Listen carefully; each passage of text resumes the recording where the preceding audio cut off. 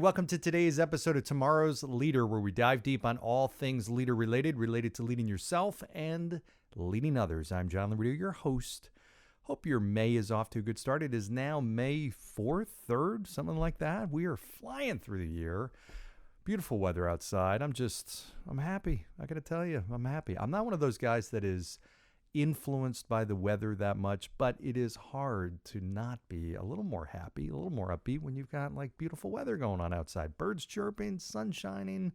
You can actually sit outside. Sometimes I actually do work sitting outside. I shouldn't say sometimes, a lot.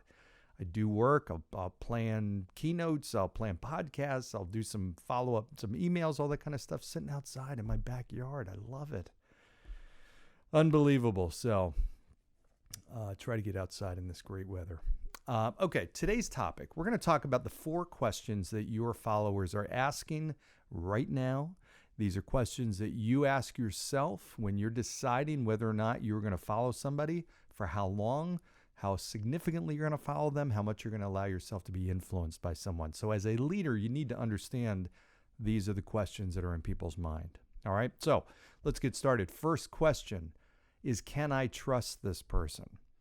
Okay, now trust means a lot of different things. Part of it is, okay, is this person telling me the truth? That's one level of trust. Or do they lie? Do they tell the truth? Can I count on what they say as fact? Second level of trust, or part of trust, is a belief that this person is who they say they are. So are they authentic? That's another piece of trust. So do their actions line up with what they say? Are they putting up a facade? Are they putting up some type of false image of who they really are?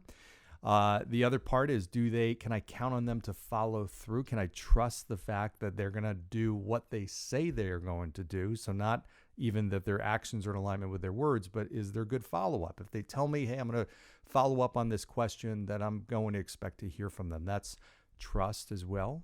Another piece of it is the trust that there's not a hidden agenda, that this person really truly is after my best interest, which ties into the second question that people are asking themselves. The first is, can I trust this person? The second is, does this person care about me?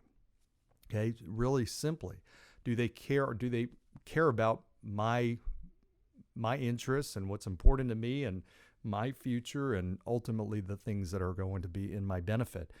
Now, this is really important because you've got to realize there are a few different aspects to this, right? One is, if I'm following somebody, but I know they have no idea what my goals are and what I'm trying to do and what I'm trying to accomplish, well, then I simply know it's not so much that they don't care anything about me, but they haven't taken the time to really understand what's important to me. So I know that person. I'm not going to say that person really has 100% my back and my best interest, because they just don't know what it is that I'm looking to do.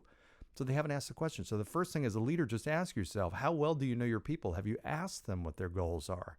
I've talked about a great question, which is really simply, and write this down if you're in a place to write this down.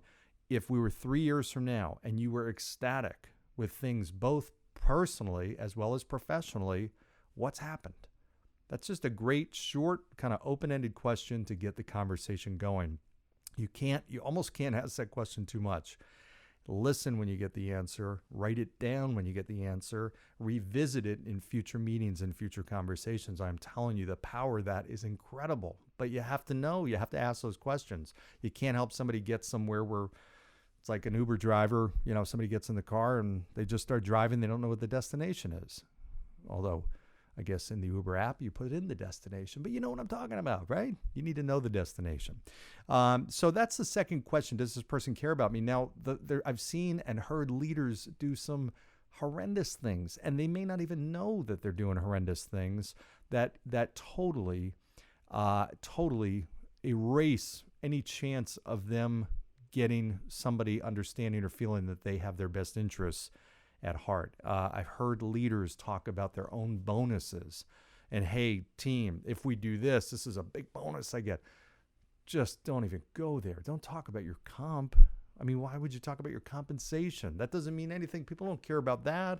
That's the surest way for people to understand and really see that you're after your own best interests more than theirs. Now, I have seen some leaders that have said, hey, team, I want to be very transparent with you. If we reach a certain level, it means that I get an extra bonus or whatnot. And if we do that, I'm going to take that bonus and I'm going to give you a part of it, or I'm going to do this and that to benefit you. So that's different. Okay. But I've heard leaders actually talk about that they get higher comp or what, hey, if you don't do this, I'm going to miss this bonus. I can't even believe that. I remember when I started my career, I had a leader that talked about his ability or inability to pay his mortgage based on what I was doing. I'm like, you know what? I'm trying to pay my own car payment. I don't care about your mortgage. I mean, I get it, but listen, I'm struggling. At that point, I was just trying to keep my head above water. That was the last thing I needed to hear, and he was earning 10 times the amount of money I was. Bottom line, people do some stupid things sometimes. So that's question number 2. Does this person care about me? Question number 3 is really important. Do I want to go where this person wants to go? Do I want to go where this person wants to go and wants to take me? Okay, this is all about vision. Now, you have to realize something. This is not just about the destination. It's also the journey to get there. So if I'm working with somebody and I'm developing somebody and hiring somebody in, then I need to be clear on what the vision is, not just with the organization, but also with their role. So, hey, if you do the things that I'm telling you to do and you perform really well in this role, here's what it means to you 3 years, 5 years, 10 years down the road. Here are the career opportunities. Here's the career path, and here's how your role can enlarge. Okay, that now I'm getting down the road, right, of painting that clear picture. Now, I also have to be clear on what the road there is going to look like. So if I paint this overly rosy picture and I don't set the clear expectations that, hey, you know, it's going to be really tough. It's like saying, hey, you know what, let's do a marathon. The initial vision might be more positive in the sense of, hey, yeah, it'd be really cool to cross the finish line of doing a 26-mile race, and arms up and all this stuff. But hey, do you realize how much pain goes into that? Do you realize how many times you're going to have to face this, demon inside of you that's telling you, hey, I don't want to, don't get out of bed, don't run, it's raining out, it's cold out. You've got to paint a clear picture, right? So it's not just the destination, but it's what it's going to take to get there. Okay, do I want to follow this person? And a great leader is somebody who articulates that vision and articulates it over and over and over and over again, right? People need to hear things 7 times for it to sink in. That's the truth. 7 times before it truly sinks in. Okay, and I've experienced this. Saying it once, talking about the vision once a year is not enough. You've got to paint the picture. And I will tell you, it's got to be so clear that people understand what it will look like when they're doing the right things to get to that vision. So for an example, I used to talk about when I was running Hartford office, I remember, we had a really kind of a dysfunctional organization when I went to take it over. It just was, everybody was kind of out for themselves. It was everybody working in silos. It just was totally the opposite of a winning team and a winning culture. And I said, one of the things that would tell me that we are doing the right things and working together as a team, when you see a client in the lobby that's meeting with an advisor and it's not yours, right now what I see is people just, pass by that person. If the receptionist is not out front to greet them, they just pass by, they walk by. Hey, that's not my client. I don't really care. What tells me that people are really starting to get it is when I see people asking that client, hey, are you being helped? Can I help you? Even though that's not your client, right? That's one of the signs that you get it and you understand it's more about just yourself. It's about the organization. So that's an example, painting the picture of what truly would happen. Hey, when we're really winning and we're on the right path to be the organization that I know we can be, here's another thing that I see happening. I will see people share their successes, not in a bragging way, but they'll share what they're doing that's working in the effort to help other people do the same. Hey, here's something I figured out, how to fix a problem. I don't know if you're having this problem, but if you are, here's a fix to it. That to me tells me that's somebody who's thinking about the organization bigger than themselves. That's a sign that we're doing the right things, right? I should see people when they're doing a tough task like prospecting calls that they're grabbing somebody else and saying, hey, you know what, I gotta make some prospecting calls. Why don't we do it together? You're helping not just yourself, but you're helping somebody else do a task that's tough as well, right? That's thinking about the organization bigger than just themselves. This is how a great leader communicates. They give specifics, examples. People just sometimes don't understand what that really means and what it looks like. Okay, hey, when we get here, here's the result. Here's the WIFM, what's in it for me, what's in it for you. When we get there, what it means is that when we truly are the company that I know we can be, you're going to go to parties, you're going to go to social gatherings, and people will say the name of the company in a really positive way. You'll hear it because one of your colleagues was interacting with them, and it will make you feel proud and better about the organization because there's positive buzz around going about the organization. You won't have to tell people. There's something called unaided and aided brand awareness. Aided brand awareness is where people might go to somebody and say, hey, can you name the top 5 financial planning firms, or can you pick out on this list, rather, this is aided, can you pick out on this list who are the top financial planning firms? And they're looking at a list of, 20 companies. That's aided brand awareness. Unaided brand awareness is where somebody is saying, hey, can you tell me what are the top 3 financial planning companies? And they're naming it, bang, bang, bang.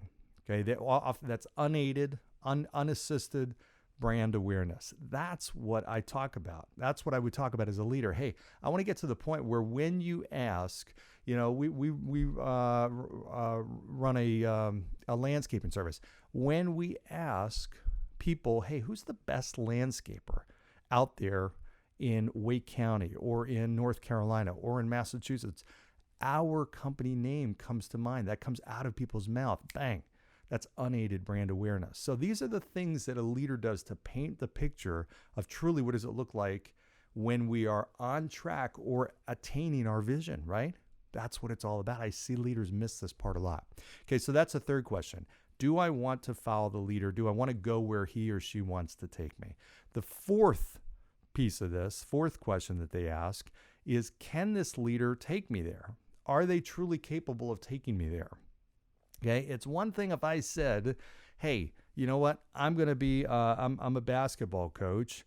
This is me speaking. I'm going to develop a basketball camp, and I'm going to make you the best basketball player you could imagine. I'm going to put you in a position where you are going to be scouted, and you're going to be highly sought after for the NBA. Okay, now, it wouldn't take people long to watch me play basketball to figure out there is no way in hell that John Laurito is going to train me and develop me to become a world-class basketball player. There's just no way. As much as I may want to, as much as I care about them, as much as they can trust me in what I say and I'm authentic, although that would be an argument for not being authentic, and as much as I might paint that clear vision, hey, who wouldn't want to be selected for the NBA? I'm not the guy that's going to take them there. Clearly out of my league, right? So I'm not that person that's going to get people to follow me and join a basketball camp. They might join and realize pretty quickly, I'm in the wrong camp, unless I brought in the right talent to train people, right? I could organize it.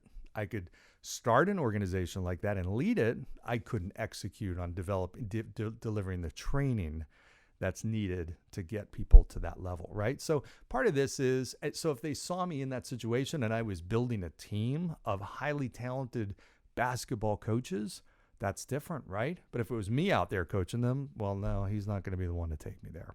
So part of this is, do they have the confidence in you? Have you demonstrated a track record of success in what you're trying to do, right? Sometimes you got to remind people of that too. Hey, listen, because they didn't see you at your prior role. They didn't see you potentially at your prior organization. They might have seen a resume. They might have seen you on LinkedIn, but they don't really know. Sometimes you have to remind them and you have to let them know, hey, here's what I have done, but here's also the mistakes that I've made. Here's what I've learned from the mistakes. My job is to help you avoid those mistakes. I don't want you to go down the same painful path that I did. I want to get you in a year to where it took me 5 years to get.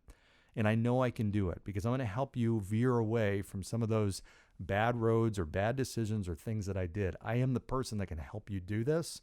You don't want somebody who it just came naturally to.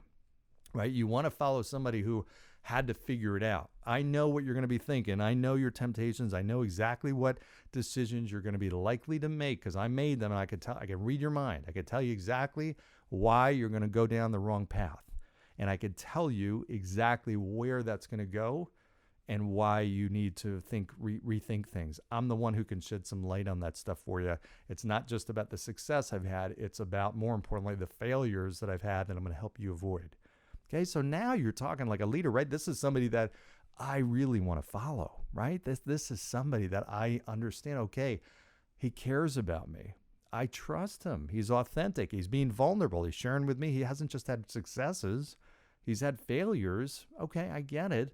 And yes, I do want to get to where he's trying to take me, and he is the person. Yes, got it. Now I'm going to follow that person. That's what it comes down to, right? So these 4 questions are really key. I'd love to talk to you more about these. I could go to each one of these for an hour, and we'll do some follow-up podcasts on these topics. But I want to hear from you. I'd love to hear your thoughts on this. I know a lot of you have been reaching out, which I really love. I appreciate. I sit outside on phone calls with some of you and just talk through some issues. That's a blast. I love that stuff because, number one, that helps me become better because I understand what's going on in your world. And it helps me share some of that with other audiences. So many of my topics come from you. So as listeners, and I don't care where you are. I know we've got listeners, in countries, 66 different countries around the world. I don't care. So shoot me a note on WhatsApp. Shoot me a note on Facebook, on LinkedIn, whatever. I don't care. Just get in touch. Let me know. Email me. I'm at john@lauritogroup.com. Okay, it's easy. My website, johnlaurito.com. It's my name. So reach out. Let me know what's going on with you. In the meantime, I hope this was really helpful. Like, subscribe, share. As always, I greatly appreciate your ideas for future guests and content. And go down below, give 5-star review. I just saw a review. I'm just going to give you a little shout out here. Just came in, I think, the other day or today. I got to start doing this, actually. I'm going to start giving some shout outs to my people that are giving me reviews. And here we go. Hold on one sec. Bear with me 1 second. Okay. This was from RP Sheck. RP Sheck. SHEK. Just the other day. Gave me 5 stars. Too many times folks try to give advice without experience. John talks authentically and vulnerably about his career as a leader. RP Sheck, thank you very much, my friend. And I'm not sure if we've talked or met, but feel free to reach out to me. I appreciate the review, the 5-star review. Keep them coming, please. That helps get this podcast in the hands and in the ears of the people that really need it and want it. So thanks for your help. Look forward to seeing you next time. Thanks, everybody. Bye.